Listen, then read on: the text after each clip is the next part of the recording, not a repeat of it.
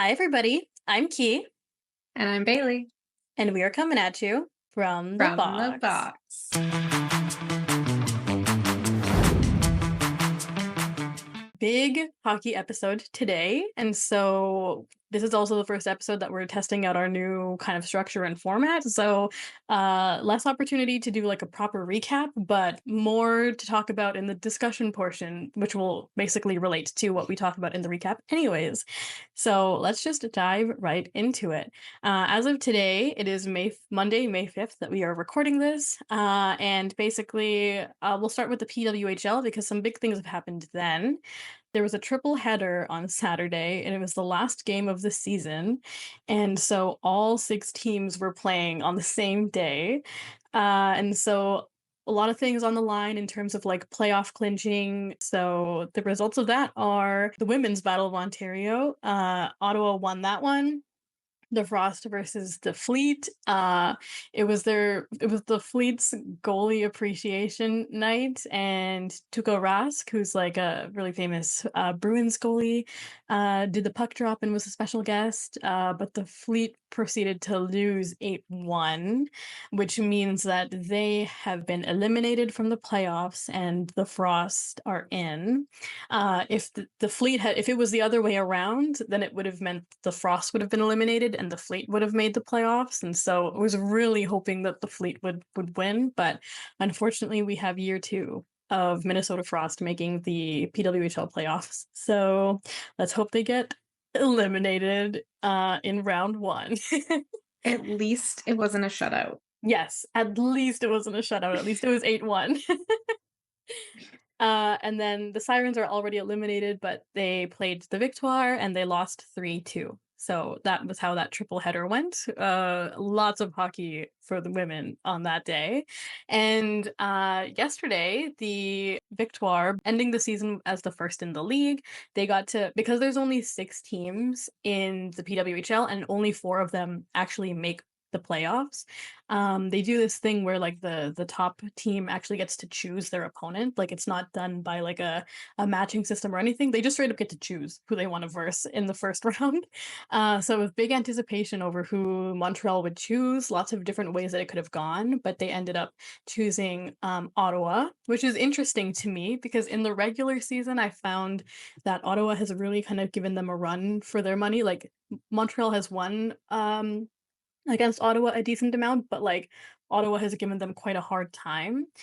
I figured like Montreal has just done well against the Frost, and so I thought maybe they would pick them. But maybe they also wanted to just like try and eliminate Ottawa sooner rather than later. Could be a thing. So I don't know. So that was an interesting choice to me. But it'll be a good playoff series regardless. So which means that the Scepters and the Frost are the ones who get to meet each other in the first round. So that is what's new in the women's world. Basically, what I know that everybody who's listening to this for hockey specifically is here for. The Jets had their game 7 of the first round last night, and for the first time in a long time, the Jets are advancing to the second round, but in the absolute craziest way possible. So I'll talk a little bit, I'll just do like a really quick little recap again, and then once we get into like just the general discussion portion, I actually have a bit to talk about regarding that. But just the overall recap is that if you haven't been paying attention, playoff series are a best of 7 if it gets to that point. We won the first 2, proceeded to lose the next 2, and so it became a best of 3 basically of 3 remaining games. So we won 1 and then they won 1. So yesterday it was all on the line, and that was like the big decider of who would move on and who would get eliminated. And you may have been watching, you may not have been, but I feel like even people who weren't into hockey were like totally keeping their eyes on last night's game. But basically we weren't doing too hot until like the last bit, like until the third period basically. I think we started off like the first period and a half with like we were like 2-0 or something, and It was then rough. we scored, but then they very quickly answered us. So for the most of the game it was like 3-1, and then we made it 3-2 like in the last little bit of the third, and then this is the part that everybody is absolutely going bonkers over, is that with 2 seconds left in the third period, and again, for those who don't know hockey, like, there are only 3 periods in hockey, and so if the Jets had not tied it up to go to OT, it would have meant elimination, and they would have been out of the first round. And so I'm gonna put this in post because this is something I simply have to put in post because you just can't I can't describe it. It's just insane. With My 2 jaw was seconds, actually on the floor. literally Like, my mouth opened. like I was like, j- the craziest thing. So with 2 seconds left, like the clock is winding down. The Jets have pulled Hellebuck to get a player advantage and just try, and they're just like whipping pucks at Bennington like left and right, just like trying and trying and trying. And with 2 seconds left in the period, Cole Perfetti makes the most clutch move imaginable, the most clutch tip in possible, and ties the game, makes it 3-3 with 1.6 seconds left. And so the game went into double overtime because I know in the second episode, I think we talk about overtime and shootouts and stuff like that. I think But so. the playoffs is different. So forget everything that you knew what I told you about that. Because in the playoffs it's different. Normally overtime is 3-on-3 for 5 minutes. And then if nothing happens in overtime, then you move to a shootout. But in the playoffs, it's just another period, basically. It's still 5-on-5 and it's still 20 minutes. Like, it's just like and then you just keep adding on. Like, there's no shootouts in the playoffs. You just keep adding on overtimes. So the game went into a double overtime because nobody scored in the first overtime, so they moved on to a second one. And then Captain Lowry scored the game-winning goal. And I just have a funny little thing about that because, like, everybody in the freaking Reddit and everybody in the fan base was like, oh, Lowry's been invisible this entire series. Like, Lowry hasn't been showing, like, being what a captain should be. Like, Lowry hasn't been showing up. Lowry hasn't been doing this, blah, blah, blah. And I just was like, I made a joke and I was like, okay, Lowry, like, read all of your comments and was like, no one's, I was like, he's like, this is what they're gonna remember me for. Not the fact that I was invisible for the entire other 6 games, but this is what they're gonna remember me for. um, and then Kyle Connor, like, called him Captain Clutch, and I was like, that's actually my Philippe Poulin, so don't even. But like, understand the sentiment, but that nickname is taken actually, so jot that down. But yeah, literally like insane, and like like to be in the Canada Life Center or to be like on the street parties, like when that happened, just surrounded by everybody, like literally everyone's hope was You could see the hope being completely lost. like Like, in the when first, there's like, 2 periods, like, mhm. there was 0 hope on anybody's faces. And when you're in the third period and you're like literally down to the wire, like there's 5 seconds, 4 seconds, 3 seconds, like what the hell? And like I knew that they were gonna tie it. I just didn't expect it to be like in the last possible second of the period. I knew that Yeah. they would tie it because the Jets are really, really known for their last minute ties. Like when Bailey and I watched the Kraken game, it was like 20 seconds left Yeah. in the period and they tied it or whatever. Or was it a tie or was it no, because did the Kraken game didn't go into OT, did it? No, They just like it could've, it but wasn't oh, yeah, sorry. It was a they were tie, tied. and then in the last 27 seconds of the game or Yeah, whatever, something like that. DeMello scored, and then yeah. And then I think in the Sharks game also, it was OT. Like, they tied it in the last little bit, and then they went into OT and won Yeah. in OT. But yeah, the Jets are quite known for their very, like, last-minute clutch moves, but, like, They get sleepy, this and takes then the cake on last minute, last second actually. So again, I said that I knew that they were gonna tie it up. And this kind of leads me into my discussion prompt for the episode today. And my question for that I would love to talk about specifically to this series is, what is the line between optimism and toxic positivity? When do you give up on your team, if ever? And so throughout this series, there have been a lot of people like dooming and glooming, being negative Nellies, and I get it. It's super easy to fall into that because when it's like what 2 years ago, it was Vegas that eliminated us in the first round. Last year, it was Colorado that eliminated us in the first round, and then this year, it was very, very, very close, like literally 1.6 seconds away from being St. Louis that eliminated us in the first round. And so when you see these patterns, and it was supposed to be different this year because we got a new coach. And the whole thing was that Arniel was supposed to be different. He was supposed to be more open to making adaptations. No, that's not Adaptations. adaptations. Thank you. To adapting, let's say that. To adapting. This year was supposed to be different because we were supposed to like have a new coach who would help us not repeat the mistakes of the past.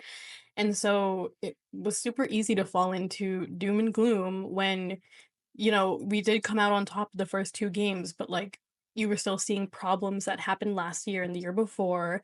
And then in the games 3 and 4 that were games that we lost when we were in St. Louis, like you just totally you just basically it was like deja vu. It was like seeing last year, this year again. And so I totally get it. I totally get, and I also get it being as a coping mechanism of like you say all the negative stuff, you say you hate the team, you say all this stuff or whatever to kind of like manage your own expectations. Because then it's like, if they come true, then you feel like you have control over the fact that you figured this outcome would happen or whatever. And then if they pull through, then you are pleasantly surprised. Like, I totally get it as a coping mechanism of just being like, oh, this team sucks, like they always do this, like they're frauds, they choke, like they do all this all the time or whatever, as like a method of being like, I'm preparing myself for this outcome so that if it happens, I won't be disappointed by it because I knew it would happen. I get that. But like throughout this entire series, like I found myself, if you guys have been watching like my post or my intermission playoff press boxes, like you'll know that like every time, even on the games that we were playing like absolute shit, every time I would end them by saying like, I'm not worried though. Like we'll bounce back. Like I'm not worried. We got this. Or like, oh, like St. Louis does really well at home and we do really well at home. So obviously they're gonna win their games when they're in their barn and we're gonna win our games when we're in our barn.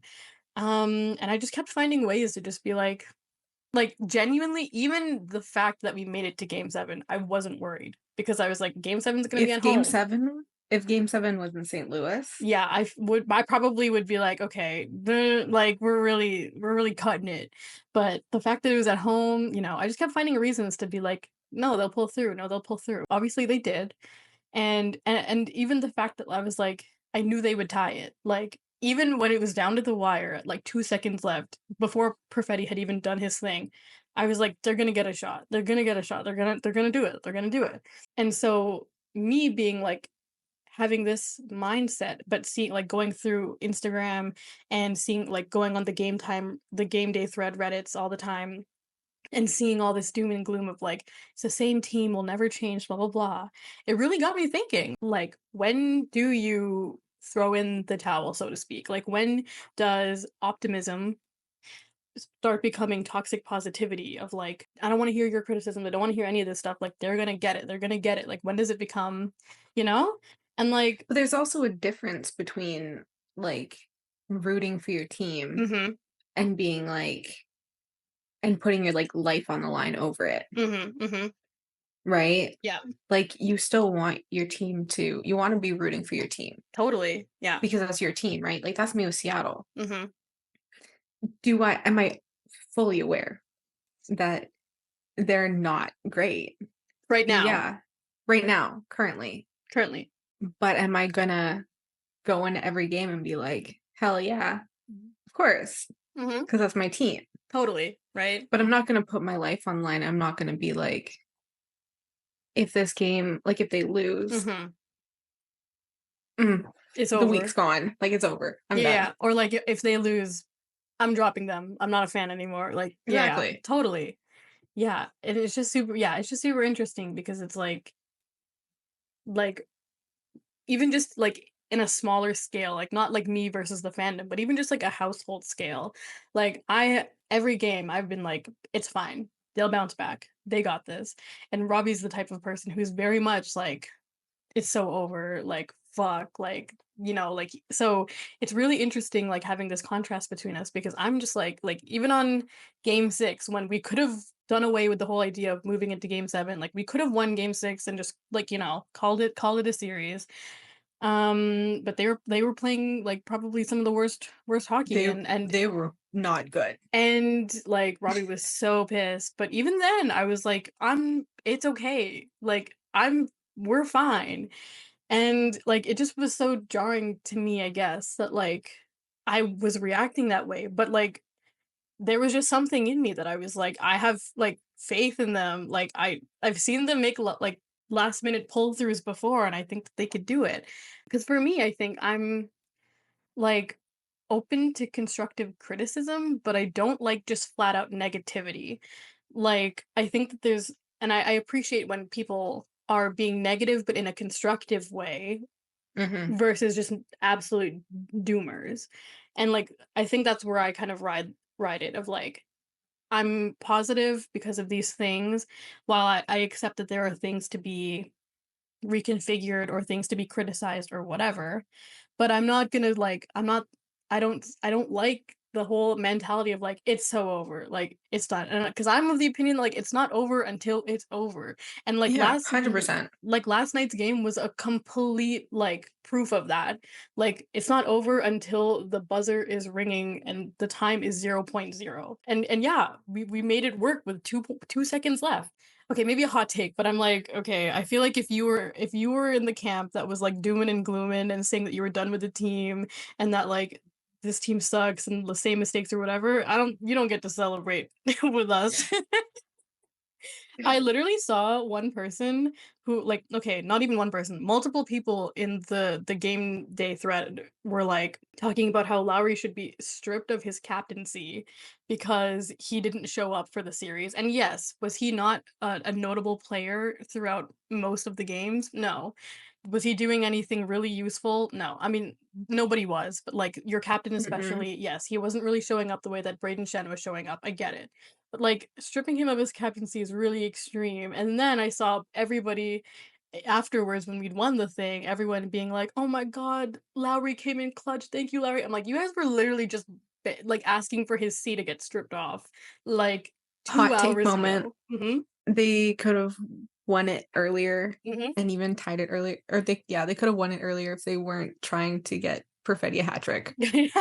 The entire No, first literally overtime. so true, so The true. entire first overtime. I know. Honestly, I listen, as someone who was so gunning for that Perfetti Hattie, I also was just like, "Guys, just, like, do the thing. Like, just No, do it." like, I would I have loved to see it? Mhm. Absolutely. Period. Uh-huh. But you could there were so many opportunities that Mhm. were completely missed because they just kept passing it back to him, No, for and it real. was fully open, and it I was know. like, just And I'm like, "Please stop okay. passing to him, like, just do it, just do it." We'll get to Perfetti in a second actually, because I do wanna give a special highlight to him, but, I think another thing just one last point about, like, this, like, optimism versus, like, knowing when to give up, if ever, or whatever. Because I think the main thing that everybody was like, "Oh, it's the same team as last year," but I genuinely even though the pattern seemed really similar, I genuinely disagree with that. Because something that this year's Jets in the regular season was doing that last year's Jets weren't doing was that they have the ability to push back after a humiliation. Last year, they totally would have just, like, given up, but, like, this year we've seen time and again, like, that Utah game, that was so like, the worst game of the season. Arneal ripped them apart in the post-game presser, like, just the most embarrassing showing ever. They came back the next game and just completely showed up, and, like, so many games this year where they haven't showed up and the next game they right the wrong, like, that's something that I didn't see last year, and so I think that there is something different about this team and why since the home opener, I felt different. And honestly, funny thing too about the home opener was another I attended that game because they were playing Chicago, and I was hoping that Brossoit would be in net, but he's injured. Um but at the home opener too was another last minute win. Like this entire season is full of them, so I have a feeling this is gonna be like an omen of things to come. But yeah, like since the home opener and then we proceeded to go on that 8-game win streak, like I've just felt that this team was different. And I think it just is the ability to push back and the ability to, like, show some fight. Like, even though games 3 and 4, it didn't really reflect that, on a smaller scale, like, Was it game 3? It was either game 3 or game 4 or whatever, where, like, they had a bad first period and then they showed up a bit in the second, or, like, even just, like, sparks of, like, fighting back, sparks of pushing back, sparks of, like, trying. I also do think that, like, a lot of it was due to the fact that, like, St. Louis is just a really big and physical team. They Like, were literally trying to injure the Jets they were, the entire time. like, They're s hitting to hurt. They weren't yes, hitting to, like yes. Totally, yeah, St. Louis and was then the not, like refs' whistles just stopped working except I for know, icing. literally. Okay. Yep. So many calls, we can get into that in another episode, but, like, so many missed calls, insane. Like, that But freaking especially yesterday. yeah. Like, all the trip like, the literal blatant trip against Perfetti, and then another trip on It wasn't even just a trip, it was a mhm. double trip and Yeah, a yeah. shove. Yeah, and then the one on Tanev too, and, like, they were just like, Bruh. the refs were like, "I don't what? Hello?" I'm just happy that that one trip from the Jets Mhm. didn't get called Didn't too. get called, I know, because I was like, "Okay, if you guys aren't gonna call that, then you better not call stuff on our No. side, like, you better make it even across the board. Because if you aren't calling them, but you Mhm. call the minor stuff on us, then, that's when it gets really Yeah. stupid." Especially when it got into overtime, and it just kept getting worse. Yeah, I know. But yeah, so I think another thing is that, like, St. Louis is a really big and beefy team, and they're not afraid to, like, really pack a hard hit, whereas, like, the Jets are, like, a smaller team, like, we have, like, 2 guys that are, like, on the caliber of, like, St. Louis, like, everybody else is really tiny and, like, whatever, so I really think that Tiny they were 6-foot men. tiny, tiny guys. I really think that they were scared a little bit. And I also do subscribe still, like in the previous episode, if you guys watched it, like I subscribe to the theory that like maybe everybody had the sickness that Demelo had a little bit, which like I don't know could whatever. But yes, I would like to actually dedicate the last 10 or so ish minutes to really highlighting our boy Cole Perfetti. Literally, like in my opinion, like the MVP of the full series. He's one of the few players that actually showed up every single game and like tried and pushed, and like every time he was on the ice, like you could tell he was hungry for a goal, like he was gunning for a goal, and he's so smart, like, he has such good hockey IQ, like, he understands where to stand, he understands how to, like, what angle, like, he understands exactly where he needs to be at all times for the most effective play, and sometimes it doesn't fan out, and sometimes, like, he tries something and he whiffs it, and that's totally fine, but, like, at least he's trying, and he has an idea of, like, where he needs to be, and, like, he's not always trying to steal the spotlight, like, again, like, there are times when it's just like an optimal tip in or like whatever. Like he's not always trying to be the main character. He's trying to be the most like beneficial character. Which I think is great. He was so robbed in that what game 3, I think. I think it was game 3 that freaking Oh, um yeah, the one the glove the one that got save? called back. I'm gonna put this Yeah. in post because it's really controversial, so I want all of you guys to see it. Literally crossed the line! Are you kidding me? It's in! Look at it! There it is! It's behind the goal line! But they basically ruled this not a goal because it was inconclusive and they couldn't tell good enough that it crossed the goal line. Even though like Yes, it you did. can see, I'm gonna put this in post. You can literally see that in the puck in Binnington's hand crosses the goal line. Like it's over the red line. Yeah. Anyways, so that really he was so robbed. I think like That would've been his first playoff goal. totally. And but even since then though, like he had a chip on his shoulder since then. Like he was like, dude, you took away my technically what would have been my first goal. So like I'm gonna come at Mhm. you. And like yesterday too, like he's such a well-rounded player because like yesterday he was delivering some hits. Yeah. He was like, you know what? He's like, I'm just gonna step up. He's like, no one else is gonna I'll do it. I'll do it then. And he like delivered there were two memorable ones that like were really like decent hits. And I was like, Perfetti, like okay, King. And I just think back about that guy every time. Literally, I don't know if I've told the pod this story or not. I think I have actually. I think I told it because that one Perfetti's first hat trick back in January, whatever, I think I mentioned it. But I like think so. in the home opener that I attended, this guy beside me wouldn't stop like Perfetti lived rent free in his head. Like, he would not stop yapping about Perfetti and how he's like, "Perfetti, he's like, man, I fucking hate Perfetti. He doesn't we should trade him. He doesn't contribute anything. Like, he's such a dead weight on the team, blah, blah, blah." And then But you've had Perfetti's more than one occurrence with that. Like yeah, last game you were at, I think it was, there's yeah. people. Yes, yes, at the Sharks game, Yeah. I was like, "Guys?" Like, at the Sharks game, hoes were talking shit. They're like, they're Weren't they like, also when you went to the whiteout thing? "Oh, yeah, yeah, yeah, yeah," because, Weren't there people talking there smack were too? people talking smack about him because, like, yeah, he did that thing where he tried to make a play and it didn't pan out, and everyone's like, "Oh, Perfetti's so useless," and I'm like, "Are you kidding me? Like, look at how he's trying right now." Like, He was trying, but nobody else was. yeah, no, literally, like I said, he's one of the players that was showing up every single game and was consistently, like, trying to push and trying to bring some life into everybody and trying to do something. So, he's my I don't know, he's my MVP for the series, and he deserves everything. He deserves listen, I again, all the hoes who were like, "Oh, strip Lowry of his captaincy," shut the fuck up. But you know, if they were gonna do that and we needed an alternate captain, listen, Perfetti's Perfetti's my guy. Another little quick little discussion thing I wanted to have wanted to talk about is like my opinion on challenging offsides.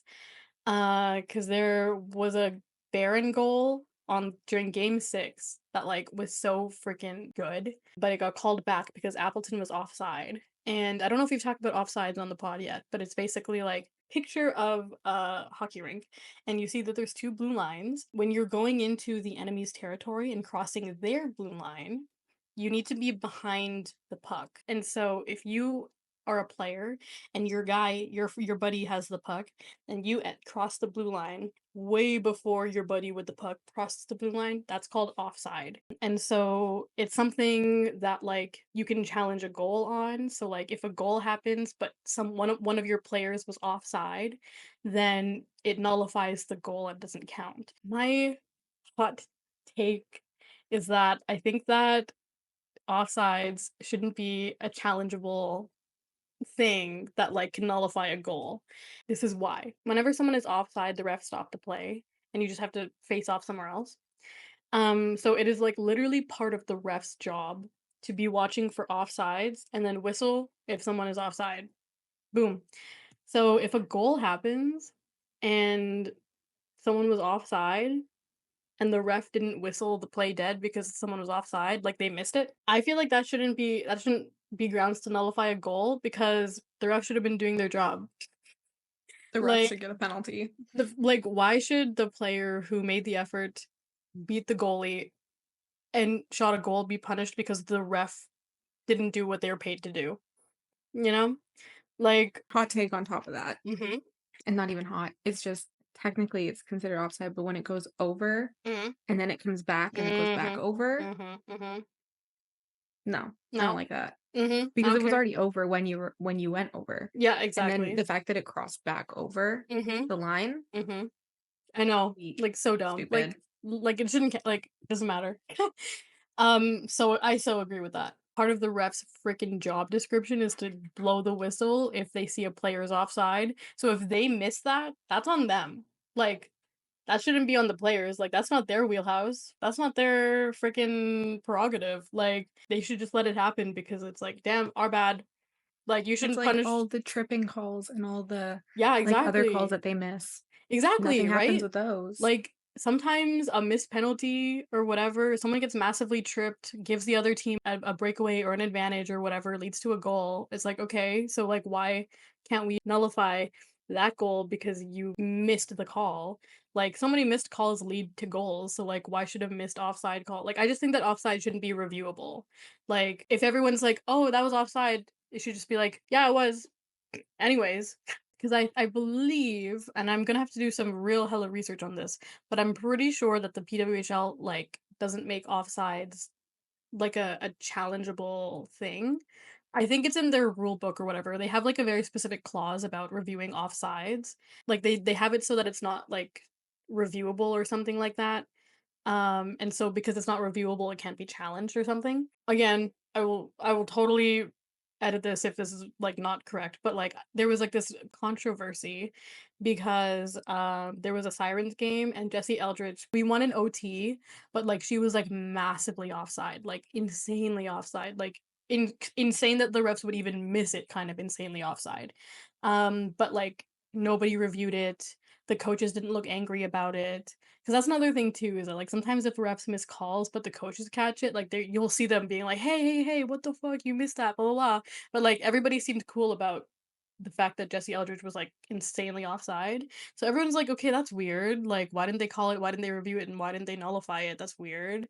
And I think it came out that like someone like actually looked through the PWHL rule book, and I think it had like something specific about offsides being like non-reviewable and therefore non-challengeable. I think I'll try and find the excerpt for it so I could back myself up. But okay, it's Key coming at you from Editing World. Did a little Google, and yes, there is no video review for offside in the PWHL. As per the rulebook, the specific wording is the PWHL will not apply reviews of offside, Rule 86, under any circumstances, and any references thereto in the rules shall be disregarded for the purposes of review by the PWHL off-ice video review staff.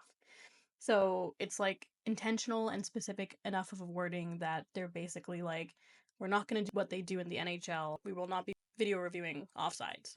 So, but yeah, so I'm like, that's cool. Like, I feel like it's fine. That's great. Like, I feel like they shouldn't be a thing.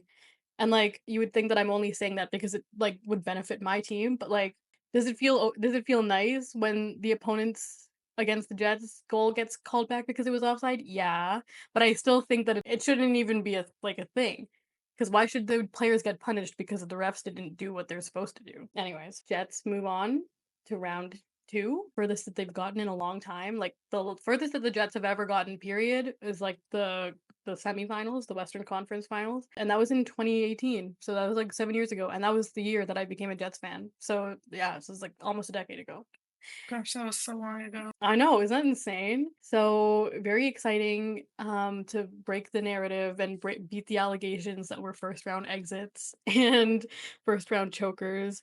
And honestly, I feel quite confident about the Stars because like, okay, my thing is that like with St. Louis, if you look at the regular season, all of our games have been really close. We've won some of them. I think we lost one, but like they've all been really close games. Like we won an OT or something or a shootout. But all of our games against Dallas, we've won by a pretty safe margin. So I'm feeling kind of confident. Knock on wood. Yeah, that's another thing we should get into in another episode is how superstitious hockey is. But we don't have time for that right now. No. But yeah, so I'm feeling quite confident. Again, it is Monday, May 5th, and so game 1 of round 2 is on Wednesday. So we'll see how that goes. And it's at home because we finished the season at the top of the league. No matter what round we're in, we will always have home ice advantage for the first 2 games. So technically, if we only ever win at home, we could win the cup. Like if we win every single game at home, we it'll be a long road, but we could win the cup. So I don't think anybody has that like energy. dude, I was so tired after last night. I don't even know how they did it. Like they must have been They so were gassed. exhausted. Are you kidding? They were so You could like see it. yeah, Neil Pionk, 46 playing minutes. Insane. Crazy. Literally insane. Thanks for joining us in the box. And which box will you be in next? The dice box? Box? I don't know. I don't know. Roll for it.